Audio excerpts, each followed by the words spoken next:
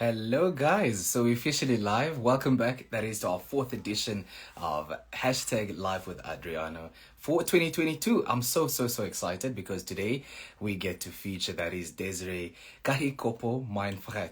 I hope I said her last name correctly. The little bit of German in me got me there a little bit. So I'm so excited because Desiree Kahikopo Meinfret is an award-winning producer and director. She's has an entire lifespan that spans over 12 years of theatrical work, film work in Namibia, and she's currently finding herself in Los Angeles. And today we are so excited to talk to her about the award-winning film, which is also her feature film, that is The White Line. So if you've not know what The White Line is, this is the very first film that has been shortlisted for Namibia to be accepted, that is for the Oscars. So if you know, the Oscars is happening next end of this month. It is major. It is major. And sadly, I'm not sure whether the film made it, whether there's still a possibility. We get to find out all of this with Desiree Kahikopo. So if you part of theater, film, the creative space, this is the platform where you can come through. Also, we are really expanding this platform to not just the theatrical space and the film space, but to really enhance a space for creators to just be interviewed, share their life, share their journey, and really have a masterclass with hashtag Live with Adriana. So thank you so much to everyone who is tuned in, and please do ask questions once we get Desiree up and live. We want you to really just ask questions. If you'd love to work with her, ask her what some of the challenges were with working on the production, such as The White Line, who we all know has been one of those films that have been really coming for a long time. So let's share, let's ask, let's engage, and make sure that we really get to ask those nitty-gritty questions of what it takes to work on a production, because I do know that with this type of production we had Michael Pulse, who also worked on. Okay. How are you? I am good. How are you doing? Well, thank you. Desiree, first and foremost, I just need to thank you so much for availing your time. You probably just woke up right now. What time is it in Los Angeles? I'm actually in Florida. I'm in You're in Orlando. Florida. Yeah, but Yeah. it's 11 now. But Yeah. just woke up. So woke up a few hours ago. So Okay. Thank you so much for availing your time and just for engaging with us in this live. Yeah. no problem. You're welcome. So I need to first start with saying congratulations. You are a woman that has taken up space, and here you are, really representing Namibia with your feature film, The White Line. I don't have words. As a Namibian, I'm so proud, and I just need to say first and foremost, congratulations on the success of The White Line. Thank you. Yeah. Tell me, so let's rewind a little bit before we get into The White Line. Who is Desiree? Where did the love for producing, the love for film, the love for theater, where did all of that start? Well, Desiree is I guess a young woman, but I'm not young anymore.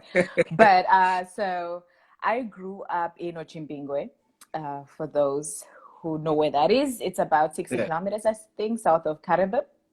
So Mm-hmm. basically, I literally grew up in a village, and if it's not Ochimbingwe, it's like the adjacent little villages. So it kind of traveled in between there. So, but for me, I didn't even think, because I mean, growing up in an environment like that, or just as Mm-hmm. all I think most of us grew up, I mean, uh, becoming or doing film or theater or any of that stuff wasn't something that was around us. And so, Yeah. it was just a certain thing that drew you to, I guess, to the arts, but not really knowing Yeah. what it was at the time. And Mm-hmm. so and you just loved it.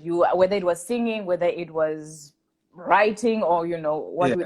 or at least what we did not know, it was acting back then. You kind of Yeah. just do stuff around the house or when you guys are playing outside, kind of thing. Mm-hmm. So, but for me, because I wasn't a child who spoke a lot or was a lot around a lot of people, I would always kind of Yeah. withdraw. Writing was something that I had started off earlier on. And so Yeah. poetry was how I kind of like expressed myself. I didn't even know it was poetry then, but it was something that I did write Yeah. at the time. And so, Yeah. and then kind of just like pretending around the house, creating a little scenario when nobody was at home. I'll move the couches around. I remember, I think growing up at the time was also a time of Tutaleni, when Mara Baugardner was, I Yeah. think, presenting at the time. And so I would move the couches in the sitting room and pretend she's interviewing me because, it was like from where we were, that was like the biggest platform you can kind of like get Yeah. onto. So so yeah, so it Oh was just wow. stuff that it was really just something that I did. I think we just not knowingly, just something that you did. And then because we also didn't really have a television growing up, the neighbor had. And so the times that you had Yeah. to watch, you would kind of go watch. And so it's just like, oh, this is really cool, and all of that stuff. But I think it was only Mm. after high school that when I enrolled at the College of the Arts, doing Yeah. drama studies, did that's like, oh, okay, cool, this is actually something then that I can potentially pursue. But I knew that I did not, though I started off as an actress, I knew I did not necessarily want it to be in front. I knew I wanted to be at the back of the people that do Wow. make the things happen. So Yeah. here we are. And then and, and okay, after studies, what then happened? Because here you are at the College of the Arts because you moved to Windhoek, right? Yes, I moved to Windhoek Small after town high school, girl and moves to Windhoek where everything happens. big And how city did you apparently. navigate? Because a lot of people would, especially in SADC, would say, no, I want to move to South Africa because I'm going to Jozi. It's where things are happening. Or if I'm in America, oh, I'd love to go to Los Angeles or New York because that's where things are happening. What was it like for small town girl? Here you moved to Windhoek 061, the big city where the lights and the city just don't sleep. What was that like? Well, well, I mean, growing up, you kind of visited the city here and there, and your parents are like, "Oh, we're going to Windhoek." And it's like this huge Yeah, thing where where you kind of just in the car because your parents were the ones who would get out in and out of the shops. But I think moving to yeah, it was 2006 after high school because I was coming from Swakopmund because I was at the mm, Triple S at the time. That's where I finished. So coming to yeah, Swakopmund, I don't even think at the time it had sunk in what it is that I was doing. I think I just knew yeah, that this was something that I wanted to do, but I didn't really, because there wasn't any sort of point of reference of like, okay, yeah, this person did this, or this can be an actual thing within Namibia. What you had was you said across the board. That was either South Africa or the yeah, US, and it was one of those things where if you kind of thought like if you had to do something, you probably had to go to those places. But also at yeah, the same time, growing up with the parents that we did, my parents did not understand why I wanted to do that. So somewhere in between college of the second term, my mom and my dad had organized an interview for me at Bank Windhoek to go work because yeah. you know Oh and wow. So they were they like, were paying the listen, bill, so I yeah, had to go. yeah. They were like, Desiree, listen, you're Yeah. done So with yes, school. We've had it in your CV. Jy gaan bank windhoek toe. that is literally what happened. Like it's not Yeah, even that's what happened. So I had to go sign for this. I think they were doing a bangers training program at the time. So that's my dad had spoken to the guy, one of the guys over there. So I went for the yeah, interview and I got into, and they were like, drop out of the College of yeah. the Arts to go Oh work wow. Yeah. at the And that was at just Bank not for Windhoek. you.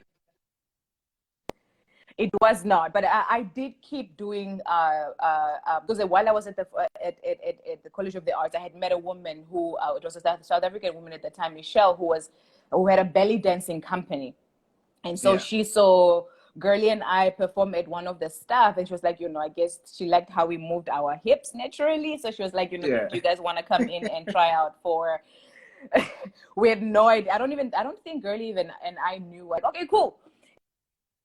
And yeah. so when I did go to bank to work, that is something that I kept doing after hours. So from Mm, 7 to 4:30, I think, and then yeah, from there you would go to dance rehearsal, and then here and they would do corporate events, and then I had at the time also that's when I met Stanley Marika because I saw them do something, and I joined Equipped Dance Academy. So that's kind of what I was doing for a long time to just kind of like keep active within the arts, something that I loved. And then I had eventually joined, belonged to Natasha Lamola, yeah, so that I kept doing yeah, the arts after hour between yeah. sick leave when you had a Wow, I'm listening to your story, and I think someone just commented now, that's Karamata, and she says, such a lovely testimony and congratulations on your achievements. And I need to say congratulations because I grew up watching TV, and I would see Natasha Lamula present the Coca-Cola show, and I would see them on TV, and perhaps I would see you and Girlie doing some belly dancing on TV as well. And little did we know that, maybe we were time back there would pass somewhere. by, that we'd be, yeah, somewhere there, doing some belly dancing. But that's just the metamorphosis of who we are, but also your hard work and what you've put in has definitely also showed that you've now earned all these accolades because you've realized from the beginning that, okay, I don't want to be in the front of the camera, I want to be behind the camera. And behind the camera has landed you so many achievements, and that being part of theater because you performed in theater. If I would ask you a question, because that's one of the questions we have from one of your supporters, they were asking, what would you choose, theater or film? Right now, film. And only because, film, I feel just gives me a bit more freedom to sort of like manipulate the reality in the way that I want to.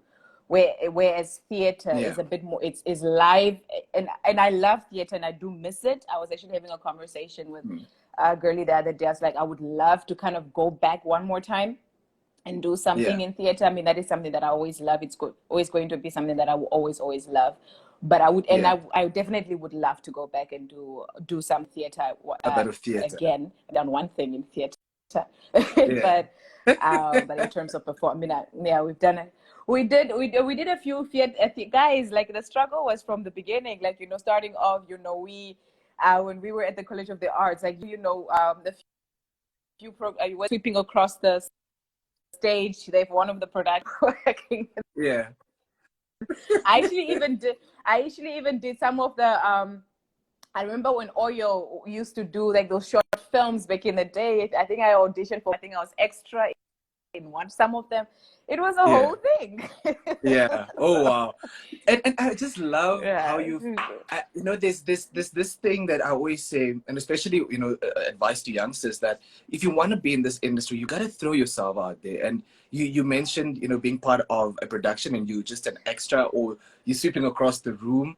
How important was it for you to really find your space? Because I believe it wasn't easy to navigate, because Girlie once also said, when I had a conversation with her, is that we're such a small knitted circle, and that within the creative space, people allow those that they know, and unless you are known within that space, you can't enter that space. How did you really set yourself that foundation of saying, hey, Desiree has arrived? I mean, I don't even think you set yourself as I arrived, and it's true. Growing when we were doing, whether it was the performing arts and the dancing or the theater here and there, it was that there was circles that was from our that really was so impossible to penetrate through, because work was either just that or just from the group of the people that they were working with, or and so I mean, but because I was dancing at the time, I mean, that afforded me at least opportunity to just continuously just do what I loved, and I just kept at doing it. It wasn't a thing of like I needed to go into a particular group or be part of a circle. It was just like, this is what I love to do, because for me it was something that I loved to do, and however that was, I will do it. And so, and little by little, but I knew I wanted to go. I knew what it is that I wanted to eventually accomplish. And it's so funny because you don't even realize that you're saying the stuff that you're saying. I remember I think 3 years ago when the White Line first came out, the trailer, Stanley had given wrote something, Stanley Mareka wrote something that apparently I had said at the time, like, I'm going to one day make a film and I'm going to do ABC, and I didn't realize I was saying this stuff as I was, whether it was while we were walking from Karutura to the NTN, or whether we were carrying to the amphitheater zoo park to go perform or, you know, be backup dancers for the artists back then, because it was a thing, it was happening. And so you don't really realize you don't really realize that, but you still do it, because ultimately it comes from a point of like, this is what I love to do. And so you keep trying to fit into a circle or somebody's idea of what that is. It's just like, if I go here, I get a no, it's okay, but I will keep doing it until I get to where it is that I want to go. You keep working at it, you keep, whether it is writing, you keep writing. And maybe somebody someday somebody says something, but also at the same time, then you create an opportunity for you. And that's what we did with the white line. Yeah. Before we get into the white line, let's talk about Fish Out of Water, because you were assistant director. No, I was line producer, guys. You're a line producer. Let's talk about, you know, finding yourself in the producing space, especially with Fish Out of Water, because here you are, you're working with multifaceted creators such as Maria Nepembe, Shuna, you're working with Davi, you know, and this is a production that is being shot on location, because now you need to travel to Ludritz, and you're working with the Vixen Hangula. So what was that like for you? You know, just being a line producer, that entire process of such a film, and especially the storyline of that film. I mean, I knew Davi from when we were working with Natasha Lamula's him before then, and which is, he's actually an awesome actor. Davi's a really incredible actor. And so and I had also known Teresa Kahorongo, who was also working on Fish Out of Water. Because we were working together with the Monyo Paleka, the ONL Monyo Paleka, for a few years. That's basically where I first met her, and we realized we were cousins. So, wow. And so, very close cousins, actually. And so when coming across Fish Out of Water was because I was busy. I had left the industry or the art for a while. I was like, I am so done. Like, this is I'm making myself suffer like this. So I had given up on anything that had to do with arts. I was like, I'm going to go corporate, I'm going to go work, whatever it is. But somebody had reminded me that, you know, this is what God wants you to do. This, you have to go back. And for a long time, I didn't anything, because I was like, I was done. And so eventually down the line, I remember in 2015, I started writing a story on the genocide, on the Nama, and that's what really I set it off first. And I was writing because I was like, you know, this is a story that I had seen. And so as I was writing it, I had written down, somebody introduced to Vixen Hangula, and it's like, you know, this is, you know, this filmmaker friend of mine. Do you want to meet him to introduce your story? So I met Vixen, and he loved working on. But at the time, I had no experience. When I was writing, I was like, okay, cool, I'll write. And then maybe I'll get somebody who likes the story, and I'll give it to them, and then they'll be able to do the thing. And so, but then at the time, Vixen told me, when I met him the first time, it's like working on, you know, his film Fish Out of Water. And I think he left to go abroad, and then he came back and asked me, so produced before? I'm like, no, I haven't learned. Yes, I do. So he's like, okay, no problem. You know, go line produce. That's when Google helps. So producing.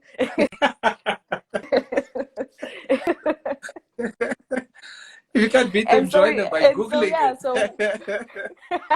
No, you Google. I just say yes, and then I'll go figure out later how that works and what that is.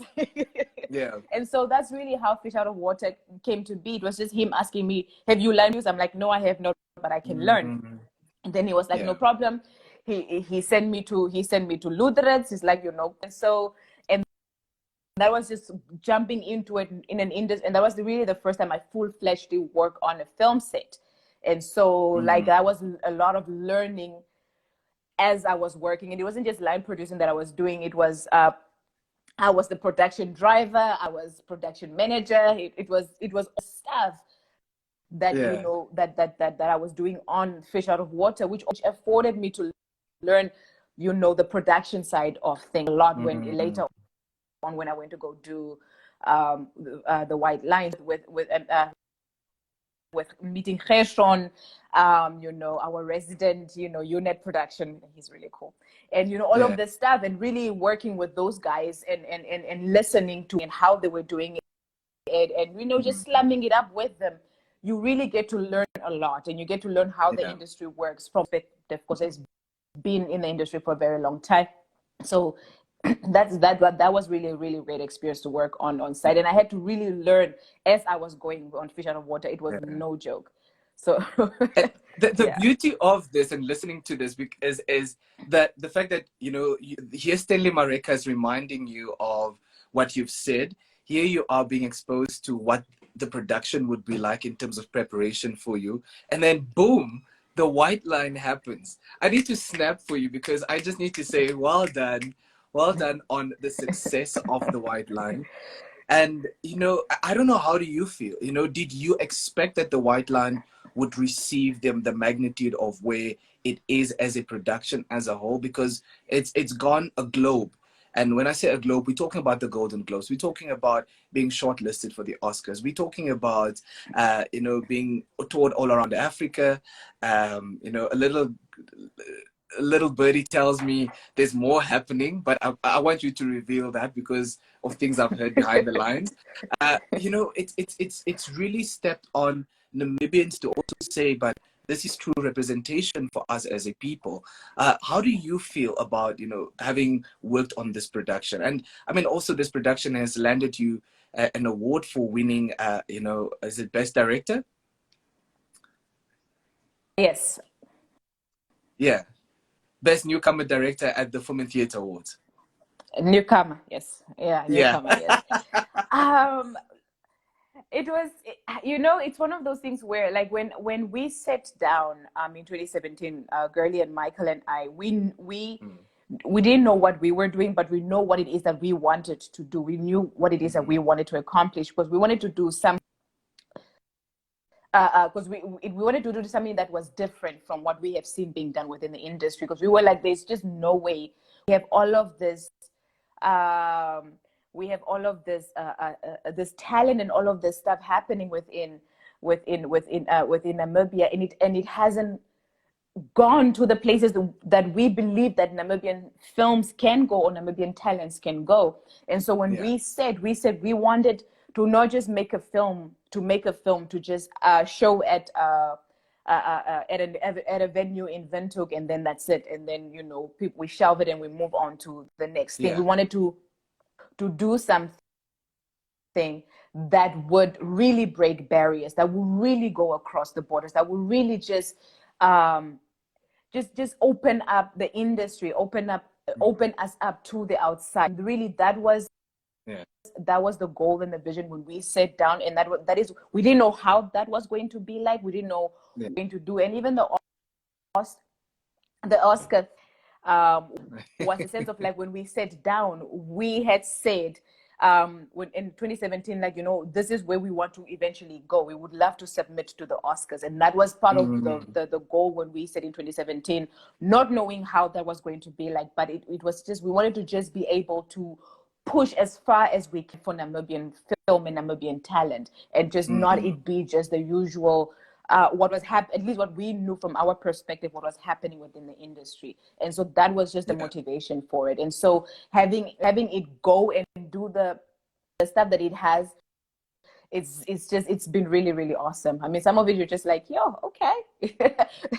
So, but it's been really, really awesome to just see it. And you know, and the sad part was when I was going to some of these festivals is, you know, when conversations were happening and people not knowing that Namibia had an industry, you know, and so you know, they'll be like, where you from? They're like, oh no, from Namibia. Oh, you guys do film? You guys have, you know, have an industry? And it sucks. It really does suck, right? Because you're like, you know, yes, and we've got all of this talent, we've got all of these people.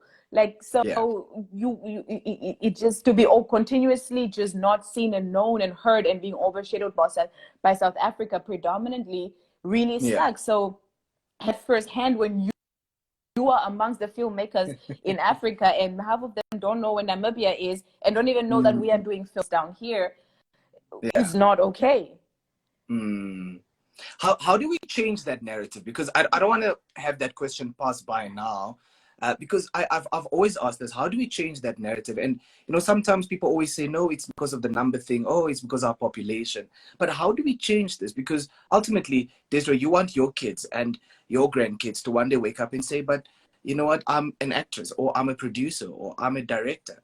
How do we change that narrative, especially with creating an industry in Namibia that is lucrative for everyone, but also where everyone can really say, I'm Yeah. able to capitalize on our film industry. We are able to, as government, say, this is our industry. Let's capitalize on making sure that this becomes a preferred destination of choice where people come and shoot films, or just, respect production as a whole.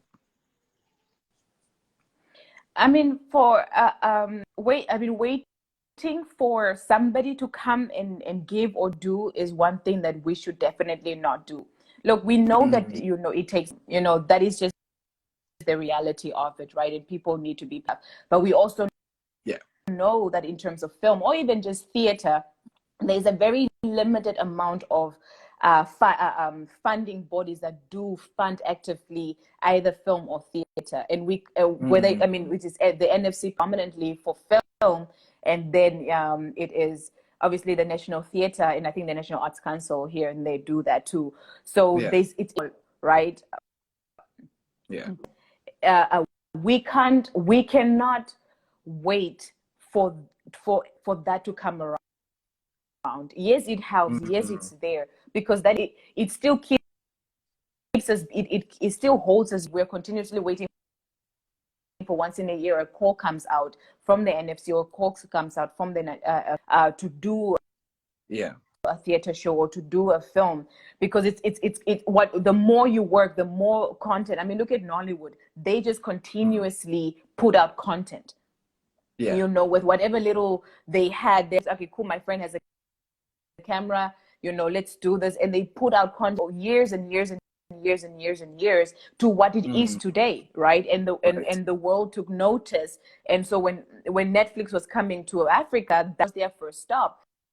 And South Africa Mm, a little bit slightly different, because they obviously have a whole lot more financing and funding bodies from the government, from private institutions, yeah. so they are way a bit more equipped, but we don't have that. So for us to be able to build an industry that over time, not just us, but because we're building not just for ourselves, we're building for the future generation that is to come, so that they Absolutely. don't have to suffer we did, Mm, so they don't have to crawl the way we did. Every time you are mm, working on something, is thinking in mind of like, how can I make this easier for the next person, or where can true. we go to a point where it's just like we do have an industry. I don't have to do a 9 to 5 film on the side, or theater Mm, on the side, that it's a full, like yeah. it's a full-time career for people, right? And that is continuously just coming together. It is continuously creating content, because we have to continuously create content.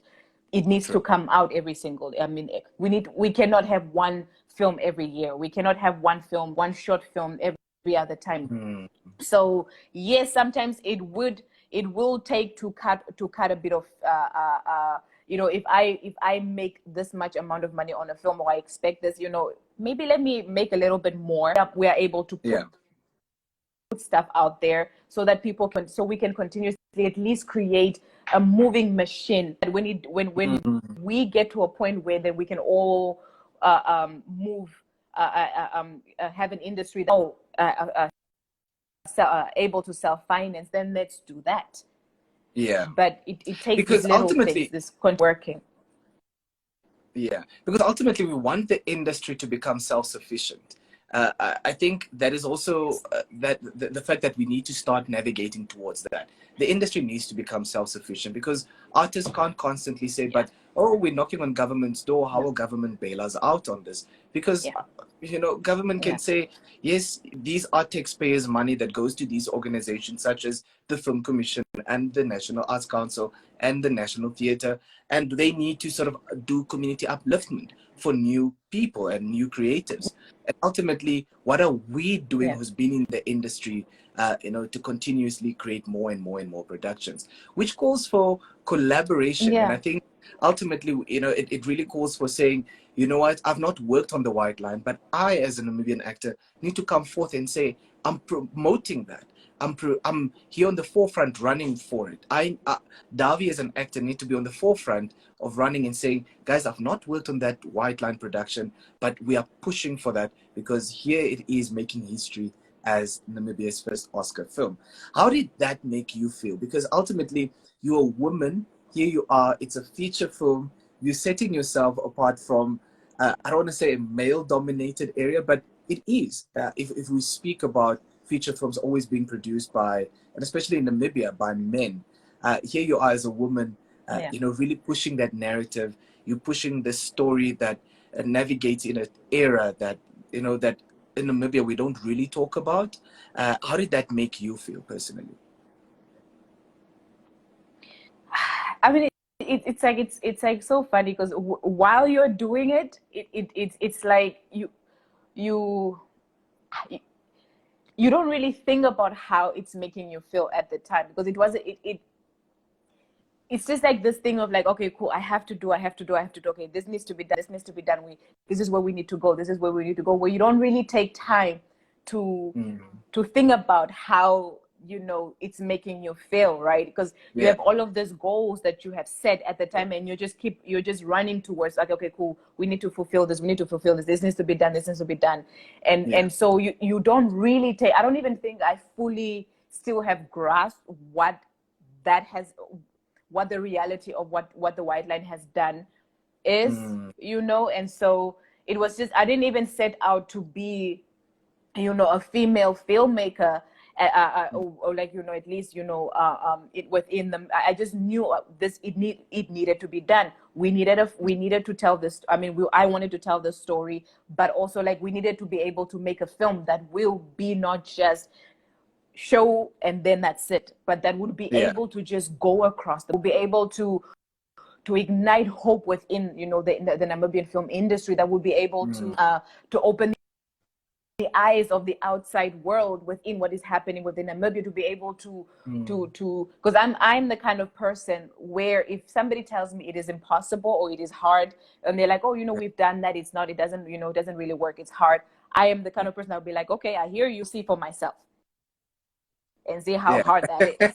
And so yeah. Don't come tell me it's hard. Yeah, so for me it's just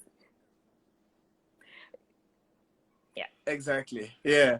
So I mean, I want to ask, and I do, and it's not it's not even a sense of, sorry, Adrian, it's not even a sense of like, I don't believe that it is hard, but I'm like, I hear that it is, but like, let's still do it and see, right? And see maybe how, even if it's just like a little inch that we do move this envelope, then let's move that envelope at least a little bit of an inch. Because if we all just sit and look, oh, it's hard, or it's difficult, or Peter has tried and it didn't work, great, that is Peter, let's try again and see how that thing goes. Exactly. And I want to quickly get into a question, and I think this is so important, because this was from Mona Lisa, and she asked, who or what inspired the story of the White Line?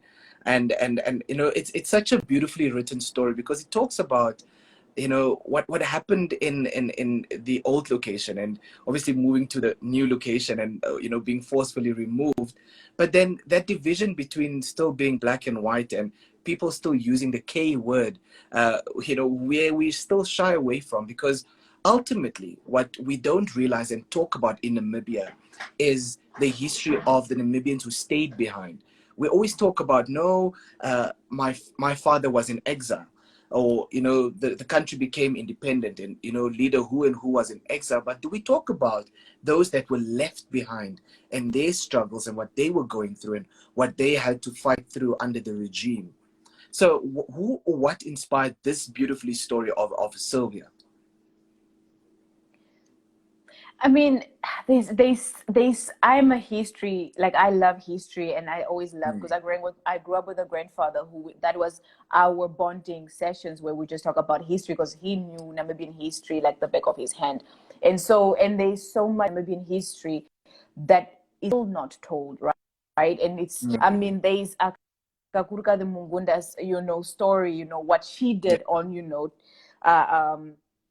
during the old location uprising. There's the whole location uprising that nobody has told. We don't, those voices and those people have gone silent. It Yeah. died there with those people.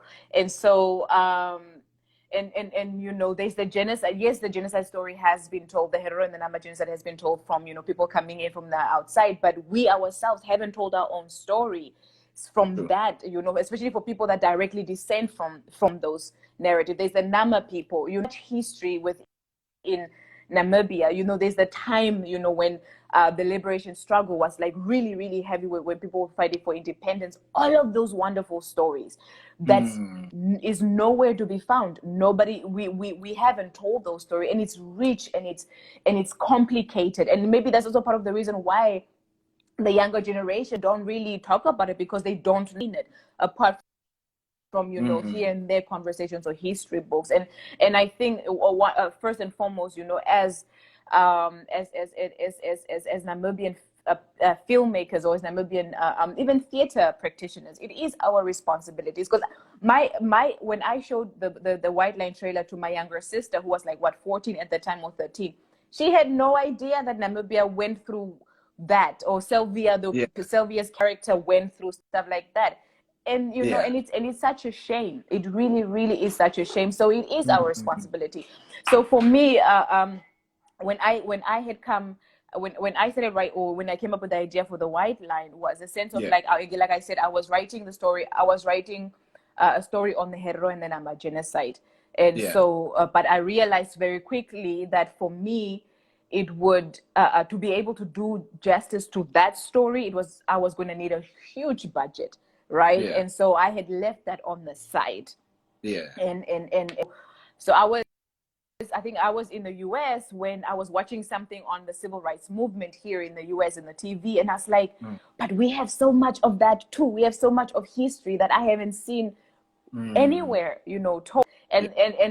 And the first, and for me, the thing that first came was just the name, was the White Line that first came up with, was just like, the White Line. And I wrote it because I didn't know what type of story that I wanted to tell.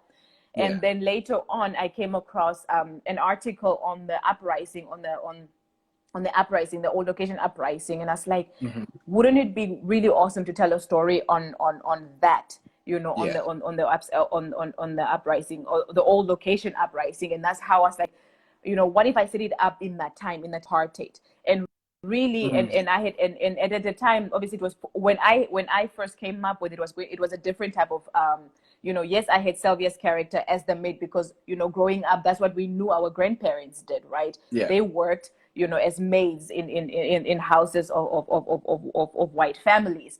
They would take a bus from Katutu to go to either Pioneers Park or whatever to go work. So Sylvia's character, that, and then I had Peter's character, who was a police officer at the time. And I don't know if I think I also came up with Anna Mary's character, but Anna Mary's character, I think, was married to Peter. So it was only later when we sat together with Gurley and Michael that we discussed and said, okay, cool. We also knew, having to do on the location uprising, we were going to need a whole lot more, a bigger budget. So we said, okay, fine. How about we tell it from a point of already the uprising has happened. They're now forcefully living in Katutura. What is that like?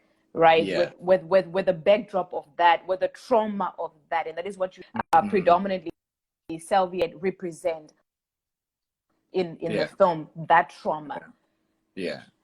Wow, that's beautiful, because I think we've got a question here from Simone Simora, and she's asking, since we are on history, she wants to find out, why is it that we only focus on the genocide issues, yet South Africa also caused so much damage to us as South Africans? And I think that's one of the history that we've not tapped into, just like you spoke of now, and maybe also understanding the why, because the whites then also had a lot of influence from South Africa, if we now need to go back in history. And they sort of coincided, because ultimately it became a racial thing. It became a thing of your skin color and your hair texture. And from your point of view, why did you not maybe add a bit of South Africa in that? I mean, we must really understand that South Africa took over Namibia in 1915 when Germany left, given to Namibia it was given to sort of usher Namibia into independence, right? But then South Africa in 1915 decided, no, we are actually going to make you a province, right? Yeah. And so, and she is right. There's so much that South Africa has done that today still Mm. influences predominantly a large part of Namibia. I mean, from Mm. the to it's still there. The shadow is still Mm. there, Yeah. and it's something that even till now I would still love to tell, because there's so much depth in that. There's so many stories with what South Mm. Africa has done, or the apartheid regime really had done at the time, especially during the time when Namibia was now really rising up to fight for independence. And Mm. and at the time with where the white line is, the reason why we didn't deeper into it is because we wanted to tell a love story and wanted to focus on that, Mm. and not necessarily what the just the everything that has happened. And Yeah. it would be really awesome to be able to, because we're also working with a very limited budget, so but it's something that Mm. in the future is something that I would love. I mean, there's a few stories that that look really interesting from that perspective that I'm thinking about, but Yeah. it would be really great to be able to really showcase what that was really like within Namibia, what that people Yeah. really went through. Yeah. When our grandparents are saying what they still have, Mm. the bus mentality, really what Yeah. that really comes from that type of, so it will be really, I mean, something that I would definitely still want to tell.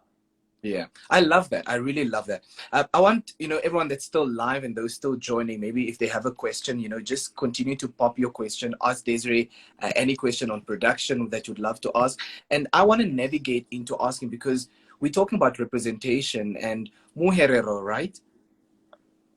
And for Yeah. me, when we talk about representation all across the board, here this beautiful film, The White Line, depicts, such a uh, diversity in terms of culture and everyone that played a role in it. And when I talk about not just the film itself but the production, because I've watched 12 Years a Slave, and Yeah. watching The White Line, I was like, but this is on the same bar and it's on the same level, and there's so much contrast of 12 Years a Slave and versus that of The White Line.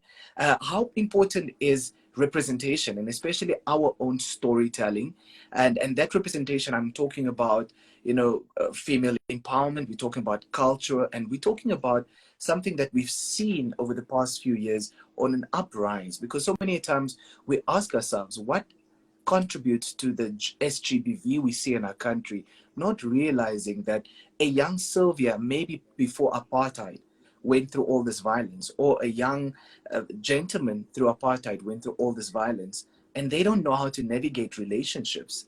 If we fast track this to Yeah. 2022, and all that trauma that our people have gone through in such a young country that has found independence so like literally 32 years ago.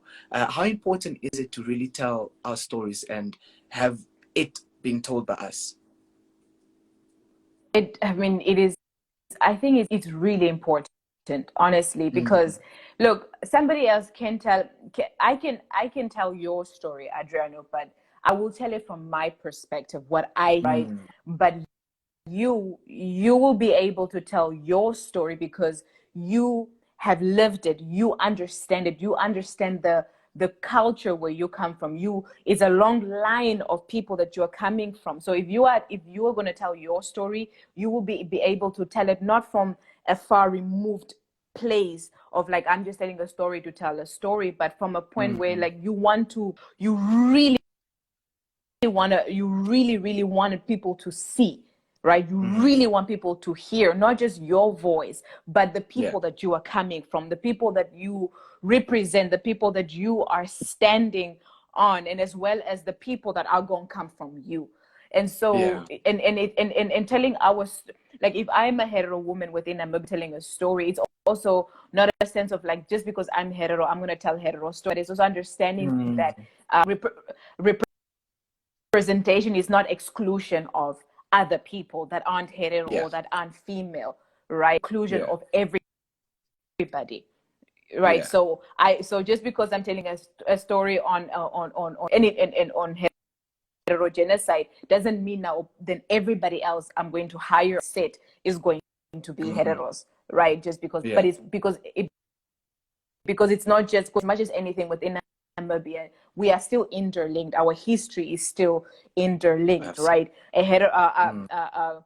Samuel Mahadero went to go ask Hendrik Witbooi in the south for help. That's an interlinked history. They had sent people to the north, so it's an interlinked history, but it is important that our voices heard, because our voices is not just a singular voice, is a voice that's Yeah. coming from a generation of voices and Yeah. or and of a people that still I impacts love our that. today, and that will definitely and that will definitely impact the generation that is to come, because what we are saying and who we represent right now will still shape the generation that is to come. And so it is important for us, definitely, representation, to tell our stories, and not for somebody else to come and tell us what our history is, or what our pain was, or what is, or what the Yeah. struggle is within modern day Namibia, you know. Mm.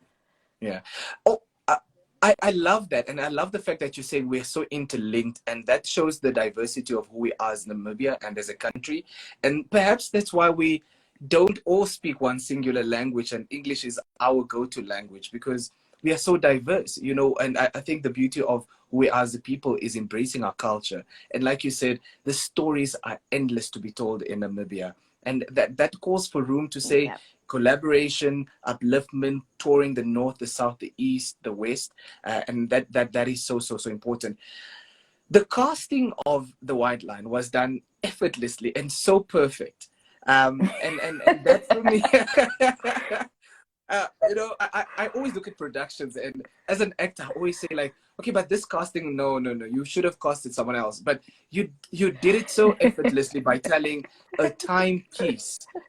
What I think so many times and you've also said it earlier on, that we've spoken about what some of the challenges were in terms of financial and budgets and da da da. What were some of those moments that you felt so proud to be a producer and a director of The White Line? Because yes, the challenges are there. We all know what production challenges are.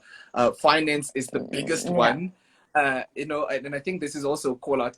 If the minister or government is listening, please, we need more money for productions. But what were some of those wow moments for you? Those moments where you felt like just wow, whether it was on set, whether it was post production, whether it was during the casting or shooting on location. Maybe name a few. I mean, first of all, the cast. I mean, like I said, Namibia has such really awesome talent, man, and so, and also I cast from because watching what people are doing within the industry. So every time I create characters, in a way with a mind, who is going to sort of like portray those characters. So for me, when Mm, I had came up with Sylvia's character, I knew already, without even about it, that I was going to cast Girly, because I knew I knew, yeah. we go way back, and then but I also knew what she could do for me. Sylvia's character Mm, was already Girly in my head, creating it. But funny enough, I did not know, because I have not seen a lot. I did not know that they were white actors within Namibia, because it's just only because that we don't see them a lot, not on the stage, yeah. or on stage or in film, right? And so that I Mm, was like, yo, where are we going to get white actors within Namibia? But reference, we found our wonderful actor. I mean, with Sunette, somebody referred me to her, and I saw her picture on Facebook. I'm like, yep, that's definitely looking like that's Anna Marie. And so we contacted her. We contacted her because obviously you also know, what the people are to look like, and we contacted her without even realizing. We didn't even know what she could do, but I was just like, yep, looks like Anna Marie. Would you want this, right? And it was the same with Peter as well. Somebody referred JB to us, and then we saw his picture. We were yeah. like, yeah, definitely look like Peter, And so, Yeah. and I remember, and I went to go sit at Joe's BS because we were looking for, a few more characters, and we were like, and we would watch people walk in. They'd be like, does Because that look like? no, the Caucasians Okay, are no, this there. one. We knew that they were there. We knew that that's the hangout spot. So we were looking for, the Caucasians, and we knew that's where they hanged out. So we would go sit there and we'd be like, does that look like Jan Skepeta? No, that doesn't look like Jan. And so we found this one guy who was right there, with his friends, and he looked like, one of the police officers we were looking for. So we went to him. I'm like, so do you act? Wow. And then he was, that's really predominantly how. And I know we had auditions, and there were certain people that weren't comfortable with, saying the K word, so they walked out of the audition. So it was a whole thing, and you understand as well. And so even though we were like, we give you permission, it is not you, it's the character. We give you felt so uncomfortable, with what that was. So it was really, really awesome to kind of like navigate that and kind of see sort of like also the mindset and kind of where we are as a country. And having to work on set, it was really cool because everybody really was excited about telling this particular story, and they were just so and because we had, like you said, we had such a diverse crew, and just kind of like having to see their interpretation and understanding of the story. This is the way I had worked.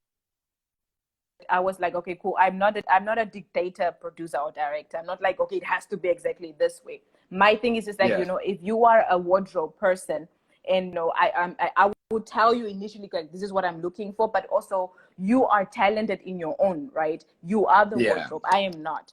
So if I would be like, how would you interpret this, right? And then so we then discuss it, and so you bring your ideas to the table, and then we work and we work them out, them fitting within the narrative that we want to tell. And for me, that's really important, for that sense of collaboration, because they are good at what they do. They're talented in what they do. So if a production designer, if I'm working with a creator, and just that freedom for the because creator, they are creative. Exactly. And that's just what, even when I work with, and I hope, they got that, what the actors teach you, I don't, is that, I did. as much as, I'm like, I'll tell you this, but it's also a sense of like, you as an actor, you are the one who's inhabiting the character. So you then, let's work together to see how then that is. Tell me what you feel the character. I will shape and direct according to obviously my vision, but it's also like that freedom for everybody to just kind of like be and do who they are and what they to the table, because I can't bring what they can bring. So it's to create that open collab, because I know we say a lot of collaboration, but then we still end up dictating, like, it has to be this way, it has to be my way. A type of way. But it was really awesome, and to work with such an awesome crew and cast. And we had fun, as much as we will work 3 different towns, and also to just kind of see the local communities in the smaller towns, how they reacted to the set, how they reacted to the to what they were seeing. And when we were looking for extras, and just them being so keen to be part of it. And I think that's also one of the things that I would still want to further encourage, to really, because people don't know, sometimes, maybe once upon a time you had a thought of wanting to be something, but you still grew up in Kahikopo, Usakos, so you don't really have access. And and we bring this, and we bring the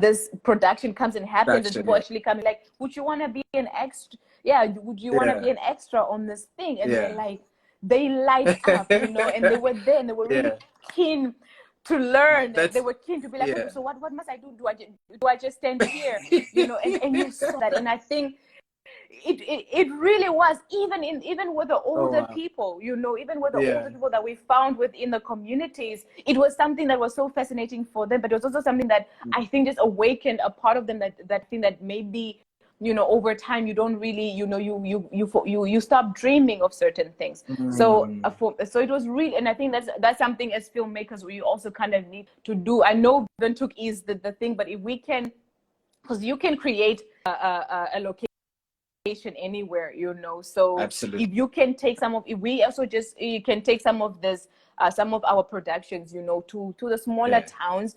I think that's where we build the cinema culture also. That's where we build the love for local film and local content, because ultimately they will be the people that will consume your stuff, not just the people in Windhoek. So them to really to us really awaken a cinema culture in Namibia, I think we need to also just look into not just Windhoek, but go into the rural places, take our films to go and to go have and I think that's something that we also need to do.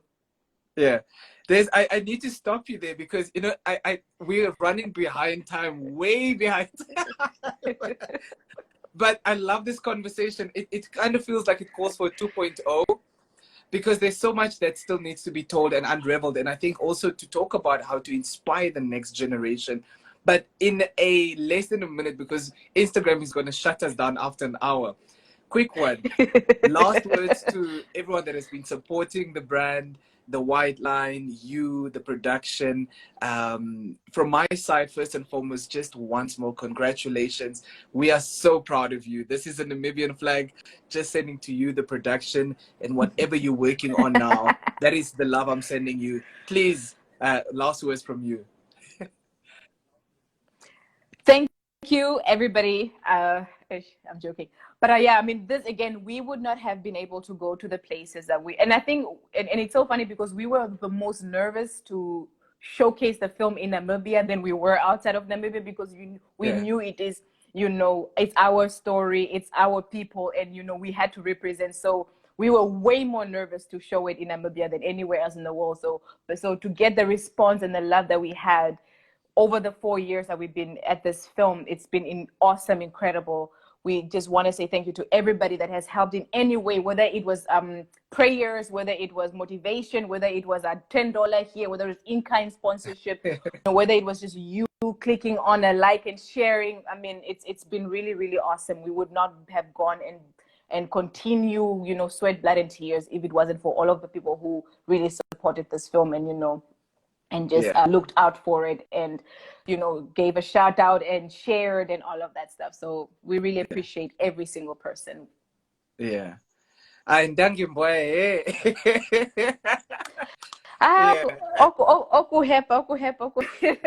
That's it. Very now, Desiree, and all the best. We'll talk soon again. No problem. Talk Bye. soon. Ciao.